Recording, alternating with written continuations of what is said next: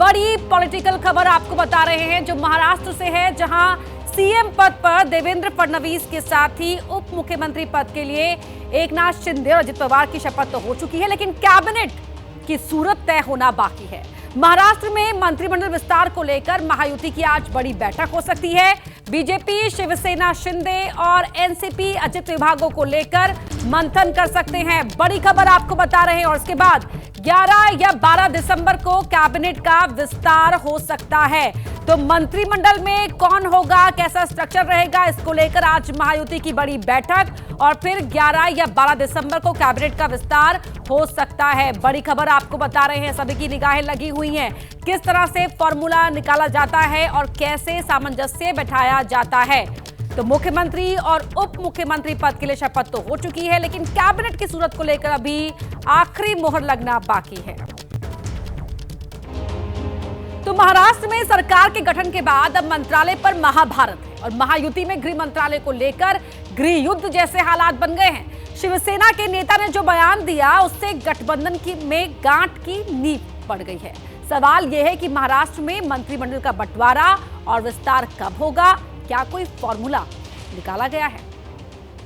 मी देवेंद्र सरिता गंगाधरराव फडणवीस ईश्वर साक्ष शपथ घेतो की मुख्यमंत्री की शपथ लेने के बाद देवेंद्र फडणवीस ने एबीपी न्यूज को इंटरव्यू दिया।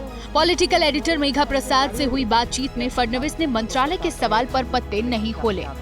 पोलियो को लेकर इतनी खींचातानी हो रही थी, क्या हुआ है फाइनली? चर्चा हमारी चल रही थी, लेकिन ऐसी कोई गंभीर चर्चा या उस पर खींचातानी ऐसी नहीं है। 3 पार्टियां हैं तो तीनों को उचित इज्जत दी गई है। क्या होम आप रख रहे हैं?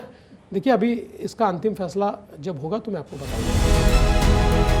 कई दिनों से चर्चा इसी बात की है कि एकनाथ शिंदे गृह मंत्रालय चाहते हैं, बीजेपी देने को तैयार नहीं है, इसलिए बार बार उनकी नाराजगी की खबरें हवा में घूम रही हैं।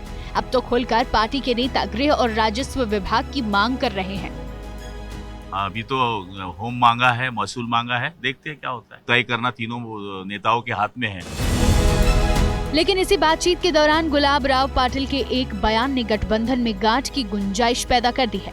गुलाब राव कहते हैं कि अजित पवार के गठबंधन में होने से शिवसेना को नुकसान हो गया। आधे पार्ट में अजित दादा नहीं आते थे तो कम से कम 100 सीटें तो हम लड़ते थे, या ये सब 100 से ज्यादा भी लड़ते थे, और 80-90 सीटें हमारी आती थी। इसलिए निश्चित तौर पर अजित दादा की पार्टी आने की वजह से हमारे हिस्से में उनका ही हिस्सा अलग से हो गया। गुलाब राव पाटिल का ये बयान अजित पवार की पार्टी के नेताओं को चुभ गया है। जवाब दिया है विधायक अमोल मिटकिरी ने।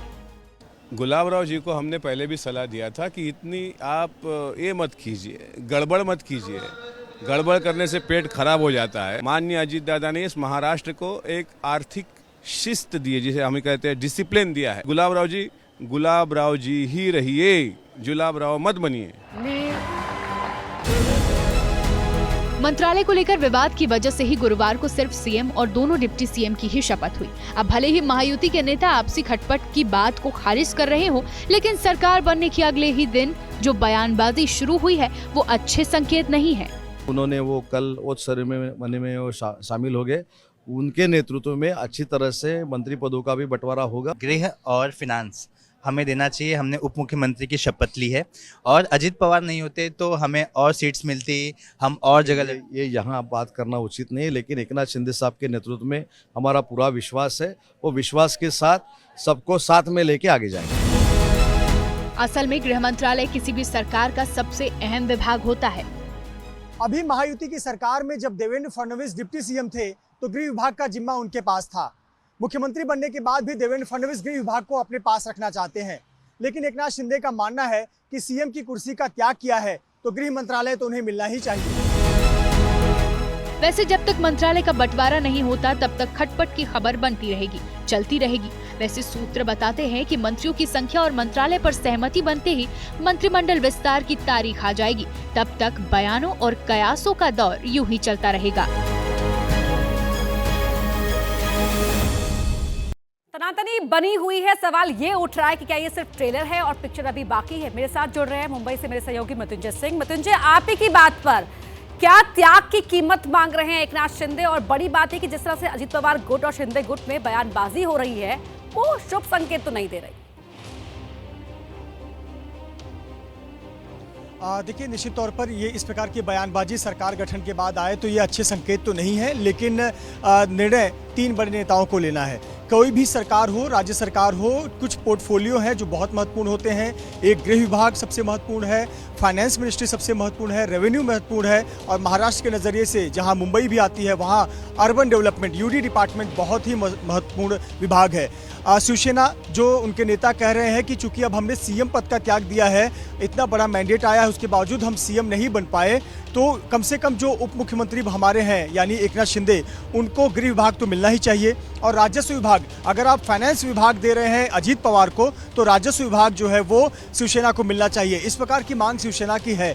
लेकिन अंदर खाने जो हमें महायुति के बड़े नेता बता रहे हैं कि बीजेपी गृह विभाग तो किसी भी शर्त पर दूसरे दल को नहीं देगी। पूरी संभावना है कि गृह विभाग देवेंद्र फडणवीस अपने पास ही रखेंगे। और यहाँ तक कि बीजेपी अर्बन डेवलपमेंट विभाग, जो कि एकनाथ शिंदे का पसंदीदा विभाग है, वो भी अभी तक देने के पक्ष में नहीं है। इसको लेकर चर्चा होनी है, इसके लेकर बातचीत चल रही है, और कहीं न कहीं मलाईदार पद की बात हो रही है। इसको लेकर अभी तीनों ही दलों में बातचीत होगी। अभी आज से एक विशेष सत्र बुलाया गया है विधानसभा का, जहां पर विधायकों की शपथ विधि का कार्यक्रम है। 3 दिन तक ये शपथ विधि कार्यक्रम चलेगा। आज राज्यपाल का भाषण भी होना है, और जो ये मंत्रिमंडल विस्तार है ये 12 तारीख के आसपास हो सकती है। उसके पहले जी एक मैं आपके आम पास सहमति बनाने का आपके पास प्रयास लौटूंगी। महायुति की बड़ी बैठक को लेकर जानकारी तो आपने दी ही है, और जिस तरह से आप बड़ी जानकारी यहाँ पर शेयर कर रहे थे, दर्शकों को बता देते हैं ये बड़ी खबर कि आज से नई विधानसभा का 3 दिनों का ये विशेष सत्र शुरू हो रहा है। मुंबई में शुरू हो रहा है, जहां नए चुनकर आए विधायकों को शपथ दिलाई जाएगी। जिस तरह से मृत्युंजय जिक्र कर रहे थे, 3 दिन का ये स्पेशल सेशन बुलाया गया है। प्रोटेम स्पीकर कालिदास कोलंबकर विधायकों को शपथ दिलाएंगे। मृत्युंजय, आपके पास आती हूं।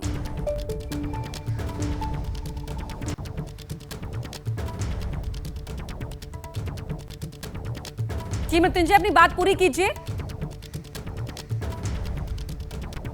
जी बिल्कुल, देखिए, महाराष्ट्र के में विधानसभा की जो एक विशेष सत्र बुलाया गया है 3 दिनों का, आज राज्यपाल का अभिभाषण होगा। राज्यपाल के अभिभाषण के बाद जो प्रोटेम स्पीकर बनाए गए हैं कालिदास कोलंबकर, जो कि 9 बार के विधायक हैं, लगातार जीतने वाले, अपने आप में एक रिकॉर्ड कायम किया उन्होंने, उन्हें प्रोटेम स्पीकर बनाया गया है। और उनके अध्यक्षता में शपथ विधि का कार्यक्रम होगा। साथ ही साथ कुछ और नाम दिए गए हैं वरिष्ठ विधायकों के, उनके उपस्थिति में जब मुख्य प्रोटेम स्पीकर उपस्थित नहीं होंगे तो अन्य जो विधायक जिनके नाम राज्यपाल द्वारा दिए गए हैं उनकी उपस्थिति में विधायकों के शपथ विधि का कार्यक्रम होगा।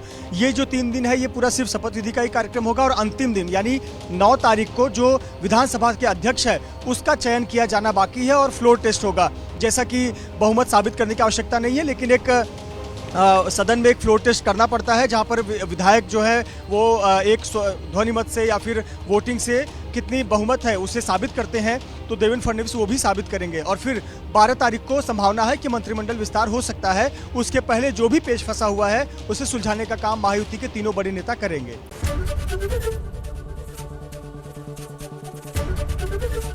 एबीपी गंगा, खबर आपकी, जुबान आपकी।